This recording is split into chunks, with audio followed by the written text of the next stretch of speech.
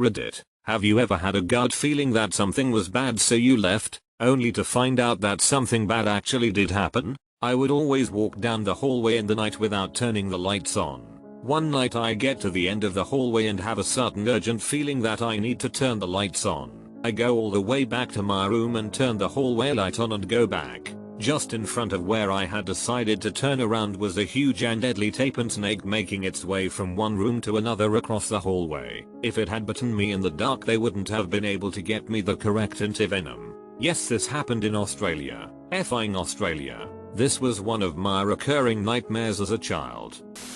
I met this cute girl on Halloween night, dressed like Indiana Jones, so I invited her to a party I was going to later. She drove with me to the party and I took her two friends too. We talk a little, but we ended up working the room and got split up. I had this overwhelming urge to find her and I ended up getting a little worried. Some guy had moved in and had brought her outside and taken her to a semi-private area underneath the patio balcony. I didn't really care what he thought, grabbed her by the hand, acted like it was important and led her out of the party and into the front yard. We both heard a massive crash as the very large patio with nearly 30 people on it collapsed above where she was standing 3 minutes before. I know most certainly that if I hadn't grabbed her, she wouldn't exist today. I ended up marrying her, and imagining how it almost never happened in such a dreadful way terrifies me.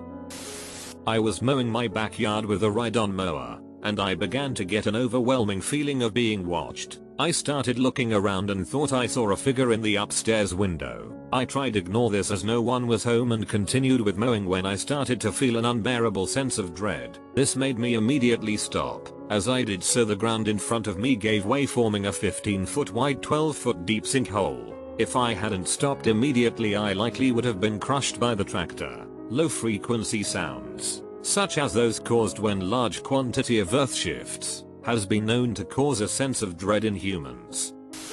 One time I really had a bad feeling about an unusual driving car and asked my GF to walk faster over the street. She laughed and said I should not worry. The car crashed into the woman next to us. I don't get why some pedestrians have this flippant attitude to giant metal machines. Just because it's the law does not suspend the laws of physics and circumstance. My wife, but it will be their fault. Me, yeah, but you'll still be hit by a car. My wife and I rented a really nice cabin in Big Sur CA for a few nights. She woke up panicky and crying, she never does, over a bad dream. Had an awful feeling after waking up. Told her we could go for a drive. The further we went the better we felt. Stayed in Monterey for the night. The cabin burnt down. Still chills writing this years later. I was between jobs and had picked up a gig spot welding these giant custom steel truck bumpers together. They were all labeled road armor. They paid me under the table, but something about it didn't feel right. Other guys there had no problem smoking weed on the job. The guy in the office was always yelling at his wife. I had a bad feeling, so I stopped showing up. The very day I decided not to show up, the place was raided by the police. The operation was creating counterfeit road armor bumpers. Also illegal substances were found and seized. Everyone was arrested. I avoided this fate. I asked my mother to take me home early from Boy Scout camp because I was afraid of bears. A bear ravaged the camp the night I left. Not me, but Miso and I were at the mall. I was getting hungry and wanted to get Thai food court junk food because sometimes that's what you want. So said no, and by the time we got to a real restaurant like 10 minutes later, all the TVs were showing special broadcasts about the shootout and stampede at said food court. Was at the Boston Marathon in 2013. Not sure why I ended up leaving, but I would have been right in the heat of the attack had I stayed an extra 10 minutes. I was lucky enough to end up on the last train out of the city before everything was locked down. I was at a liquor store in a Chicago suburb trying to decide what I wanted to poison myself with that night. Walked to the counter and paid for my drink, asking the clerk how his day was going. Could be worse, my friend, he said with a smile. 15 minutes later a gunman walked in the store and robbed it, killing the clerk, his family member and 2 customers. I was going to make a phone call before I went to go buy my drinks, but instead went to the store first. I'll never forget the clerk's words to me. So, the clerk was totally right about his assessment of the situation. This past spring semester some friends and I were going to an off-campus party and needed someone to drive us there and back so we could get drunk. This guy we thought and knew offered to take us if we gave him some gas money. We all just had a bad feeling about it and just figured we should have a night in watching movies instead. The guy struck the same deal with some other people going to the party after we left, and it turns out he got drunk at the party without telling them. Drove back drunk and got in a huge car wreck. Girl in the passenger seat died on the impact. Everyone else was in the hospital for weeks afterward. If we hadn't all had the gut feeling not to go, I could be dead. That's the kind of stuff that keeps you awake at 4 in the morning. A few times. First was I went to a party when I was a senior in HS 06. It was at a restaurant that was closed for the evening, but I guess one of kid's family owned it so he had keys. He was charging everyone a few bucks to go in so we paid. We were early at the party so it was rather empty and we hung out by the entrance. Some kid walked in, saw it was empty and turned around and asked for his money back. They argued over it but the kid got his money back and left and no one thought anything of it. Around a half hour later there were about 30 people there by now and I just started getting this sick feeling. I told my friend I wanted to leave and he didn't want to. It was a good party. Lots of Spanish girls, drinks and smoke, but I couldn't shake this feeling. I went and grabbed my buddy and said we need to go now. Luckily he didn't question it. About 30 minutes after we left someone came and shot the place up and hit 4 people. Luckily no one died. A lot of people were talking and believed it was the same group that left earlier. That was always stuck with me because it was gonna be a good night and I just felt cold and wanted to go. It was a similar feeling to overwhelming depression coming over you the way it 180'd everything. This one is a little different but somewhat related. I was driving to a girl's house at 2 AM and I was pulling up to a green light. I didn't even realize it but I was slowing down. Like I was in autopilot. I wasn't drinking or smoking, just kind of tired and going through the motions. I realized I was slowing down so I snapped out of it and pushed the gas and a car blew through the red light going at least 100 miles per hour. If I hadn't paused for that few seconds it would have been over. I think of that every time I'm driving late at night. A few months earlier I was a passenger in a car that was T-boned at the next intersection with that street 4 blocks down. I swear that effing street is trying to kill me. You'll never get me, East Dave. One time my mom and I went into Walmart and a few minutes later my mom felt creeped out so we left. Next day we read the newspaper and apparently a man was stabbed to death behind the building while we were there. I get that feeling walking into Walmart too. Might just be the lingering pot smoke and sketchy atmosphere. Friday, the 1st of November, 2013. I had a flight that I was supposed to catch, but my boss told me that instead of traveling out of John Wayne Airport as originally planned, he had to change the flight to depart 3 hours later and at LAX because the other 3 co-workers that he was sending to the conference lived closer to LAX and were delayed because one co-worker had a very upset stomach and needed a few hours to get it settled. I instantly had a bad feeling about leaving the airport I was already inside of and going way out of my way to travel to LAX. I told my boss that I had already been screened through security and I was waiting outside my gate. He said never mind. He then rerouted the other 3 co-workers to John Wayne to catch a later flight. Good thing he didn't give me for that. The flight he had me scheduled for departed from gate 35 in terminal 3 at LAX. Back in the day when I was like 13, I didn't feel like going to my horseback riding lesson so I stayed home. Turns out one of the horses in my group had a heart attack mid-air over a jump. Landed on its face which threw his owner over his head only to land on his dead body. I'm pretty okay with not witnessing that one. RIP Dakota, you were our favorite. Sitting with some budders smoking a cigar. For some reason I was like we need to go get food now. Like right now. We went to get some grub. Not even 5 minutes later a 107mm rocket destroyed our smoking area. Edit. To answer the prevalent question. Free on board Shank. Rocket City, Afghanistan.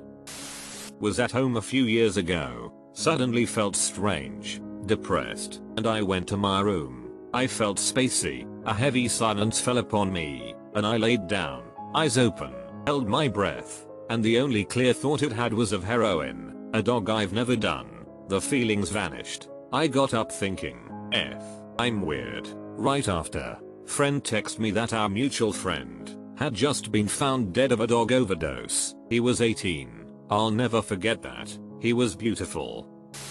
So when I was 2 or 3, I had nightmares. I woke up, went to my foster parents' room, and informed them that there was a bee under my pillow. No, there's not. Arwen, go back to sleep. Cue the rivers of tears. Finally, my foster mom goes into my room, switches my light on, says, "There aren't any bees in here, look," as she picks up my pillow, and behold, a bee flew out. My mom shooed the bee out the window as I was sobbing hysterically. She gave me the strangest look and asked her how I knew the bee was there. I had no idea. My nightmare was completely unrelated. On a side note, I know of 2 other foster girls who have had bee nightmares or mysterious bee appearances. One day I really didn't want to go to high school. That same day the school flooded and caught fire. Back in college, around Halloween, one of my friends insisted on going out to a club, since he had never been to an actual Halloween bash before. He's from South Korea. We decided to take him to West Hollywood. The only problem was that all the places were packed and he was starting to throw a hissy fit. We were all starting to lose our temper with him at this point since we did give up our own plans for the night just to take him out. The last place we decided to try was Pearl. The place was absolutely packed and something didn't feel right, so I talked the others into helping me convince him to just come grab some grub with us, head home, and come back some other time. He didn't go down willingly and it left us all with sour tastes in our mouth. I remember telling him, "It's okay dude, sh happens for a reason." About 20 or so minutes later, as we were chowing down on burgers at a joint less than a block away from Pearl, we started noticing a throng of panic-stricken people hurrying away from the direction of the club. Almost simultaneously, we see fire trucks rushing in that direction. Turns out that there was an electrical fire. All I could do at that point was look at Mr. Ambulance and say, "I effing told you." I worked in a nursing home before I was a nurse and a guy was pretty poorly. We knew he'd die over the next few days. I had a funny feeling and went to check on him. His family said they didn't want him to die alone. As I walked in he smiled, took his last breath and died. Kind of the right place at the right time. I just had a feeling I should check on him and I'm glad I did. He wasn't alone. I once worked as a bank teller for 3 months. One day I just felt really sick and I kept asking the branch manager if I could go home because I wasn't feeling well. After the umpteenth time, he finally let me go home. I left at 2 p.m. and the bank got robbed just an hour and a half afterwards. Decided to quit after that. My mom tells this story a lot. She was working in an office and she suddenly had a powerful urge to leave her cube. Just to leave and be somewhere else for no reason. Not a minute later, a 15-foot wide section of the ceiling collapsed, burying the floor in metal and plaster. She would have been crushed.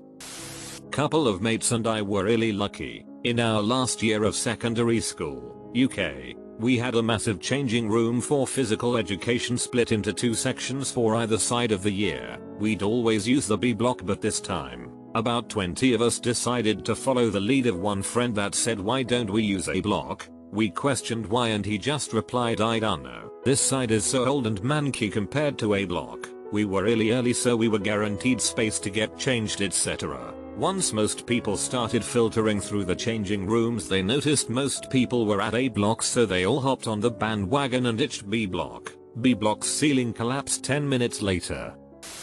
I was 16, driving my friends to school in my trusty Oldsmobile Cutlass Sierra. There is a massive hill leading down into the main street through the town. We were at the bottom of the hill and were waiting to turn right up to the school. I had a sudden and overwhelming desire to go buy everyone Dairy Queen Blizzards before class, so I went to hastily turn into the left lane towards DQ and my brain just stopped me like, "Trust me, F ice cream in a cup right now, mang." About 5 seconds later, I hear a very faint semi-horn from behind us. An 18-wheeler's brakes had blown on the hill and he was just busting down the super steep 2 kilometers long hill, gaining terrifying amounts of momentum.